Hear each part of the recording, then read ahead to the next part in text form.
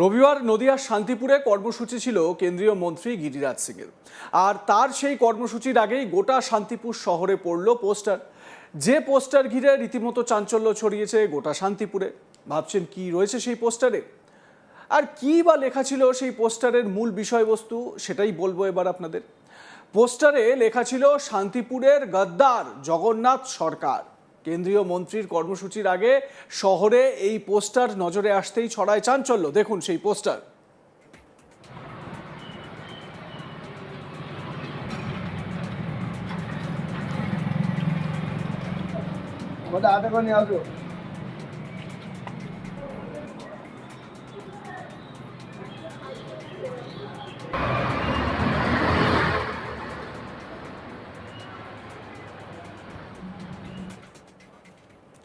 বিজেপির অবশ্য দাবি এই ঘটনার সঙ্গে জড়িত রাজ্যের শাসক দল তৃণমূল কংগ্রেস, কারণ তৃণমূল জানে শান্তিপুরে তাদের কোনো জায়গা নেই।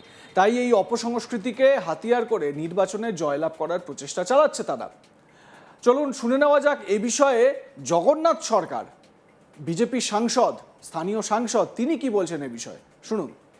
চোরেরা রাতে পোস্টার চুরি করে মারে, তাই গদ্দার তিনি, যিনি এক দলে জিতে আর এক দলে ঝাঁপ দেয়, অন্য দলে এমএলএ হয়, আবার কোন দলে দাঁড়াবেন তার স্থিরতা থাকে না, যেখানে সুযোগ পাবেন সেখানেই লাফাবেন, এই মানসিকতার লোকেরা গদ্দার। আমি সেই দলের লোক নই, তাই আমি এখানকার মানুষের ভালোবাসা পাই, শান্তিপুরে আছি। ওই রাতের অন্ধকারে কোন চোর কি বললো তাতে আমার কিচ্ছু এসে যায়। তাকে ইঙ্গিত করছেন প্রশ্ন করা যাবে? ইঙ্গিত জনগণ বুঝে নেবে, আপনারা বুঝে নিন। আমি কারো নাম বলার প্রয়োজন মনে করি না, আচরণই তাকে চিনিয়ে দেবে কে চোর কে সাধু। দাদা, এই ধরনের পোস্টার কেন করছে? মানে কারণটা কি? রাজনৈতিক কোনো অসৎ উদ্দেশ্য রয়েছে, ঘোলা জলে মাছ ধরার চেষ্টা করছেন, যদি কিছু করা যায় ফাঁক ফোকর দিয়ে, কিন্তু এটা সেই বিজেপি নয়, অত সস্তা না।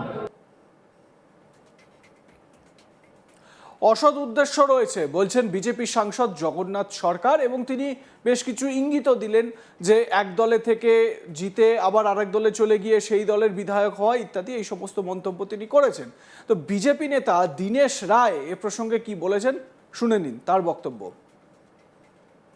এই সারা শান্তিপুরে জুড়ে যে পোস্টারটা পড়েছে, যেহেতু সামনে নির্বাচন, এই নির্বাচনে তৃণমূল কংগ্রেস এই শান্তিপুর বিধানসভায় গোহারা হারবে, শান্তিপুরের মানুষ তাদের পাশে নেই, তারা হারার ভয়ে এই নোংরা কাজগুলো করছে। যত দিন এগিয়ে আসছে তত নোংরা কাজগুলো আগামী দিনে এরা করবে। তার নোংরা কালচার, নোংরা রাজনীতি করাটা তৃণমূল কংগ্রেসের জন্মগত অধিকার। ওদের এই জন্মগত অধিকার নিয়ে ওরা নোংরা রাজনীতি করুক, আর শান্তিপুরের মানুষ যত ওরা নোংরা রাজনীতি করবে তত বিজেপির ভোট এখানে বাড়বে, এবং বিজেপির পাশে মানুষ, শান্তিপুরের পুরো মানুষটা বিজেপি সমর্থিত রয়েছে। আচ্ছা, এই জগন্নাথ সরকারকে গদ্দার বলার কারণটা কিভাবে কি মনে করছেন? জগন্নাথ সরকার গদ্দার বলার কারণ একটাই, ওদের জগন্নাথ সরকারের যেহেতু আমাদের নদিয়া এই রানাঘাট লোকসভার লোকপ্রিয় সাংসদ, ওনাকে সকলেই ভালোবাসেন। ওনাকে গদ্দার বলে একটা ওনার নামে কলঙ্ক ছিটিয়ে তৃণমূল কংগ্রেস এখানে ভোটে জিতার, ভোটে বৈতরণী পার করার ওদের একটা পরিকল্পনা চলছে। তা আসলে তো নিজেরাই তো গদ্দার। সারা বাংলা জুড়ে ওরা যেভাবে মানুষের পাশে নেই, মিথ্যা কথা, মানুষকে প্রলোভন আর চুরি চামারি করে সারা শান্তিপুরে কী চলছে, চুরি চামারি করে চোরদের রাজত্ব চলছে একটা। তৃণমূল কংগ্রেস মানেই চোর, এটা আমি বলছি না, শান্তিপুরের মানুষ বলছে। আনাচে কানাচে গলিতে সব জায়গায় আলোচনা হচ্ছে, চায়ের দোকানে, বাজারে ঘাটে। তারা বুঝে গেছে যে আমাদের যদি অস্তিত্ব না থাকে আগামী দিনে করে কমে খেতে পারবো না শান্তিপুরে। তাহলে এই তৃণমূল বিজেপির নামে বদনাম করে বিজেপিকে এখানে হারানোর একটা চক্রান্ত চলছে, কিন্তু শান্তিপুর মানুষ এই চক্রান্তে পা দেবে না। শান্তিপুর মানুষ জানে যে এখানে বিজেপি শান্তিপুর মানুষের পাশে সবসময় আছে। যদিও বিজেপির তোলা অভিযোগ ভিত্তিহীন বলেই দাবি তৃণমূলের, পাল্টা বিজেপির গোষ্ঠীদ্বন্দ্বের কারণেই এমন ঘটনা ঘটেছে বলে দাবি রাজ্যের শাসক দল তৃণমূল কংগ্রেসের। তৃণমূল নেতা বৃন্দাবন প্রামাণিক কি বলছেন এ বিষয়ে শুনে নিন। বিষয়টা হচ্ছে, খবরটা আমি আপনার মুখে প্রথম শুনলাম। প্রথম কথা হচ্ছে, আমাদের দল তৃণমূল কংগ্রেস, আমাদের নেত্রী মমতা বন্দ্যোপাধ্যায়, আমাদের নেতা অভিষেক বন্দ্যোপাধ্যায়, আমাদের এই দলের অনেক আদর্শ আছে, নীতি আছে। তো আমরা এরকম ধরনের কোনো ঘটনায় আমরা সমর্থন করি না, বা আমাদের দল তৃণমূল কংগ্রেস এরকম কোনো ঘটনায় জড়িত নয়। বিষয়টা হচ্ছে, আমরা সারাদিন আমাদের যারা নেতৃত্ব কর্মী সবাই মানুষের পাশে দাঁড়িয়ে 24 ঘন্টা মানুষের পরিষেবা দেওয়ার চেষ্টা করি, এবং আমাদের কর্মীরাও তাই করে।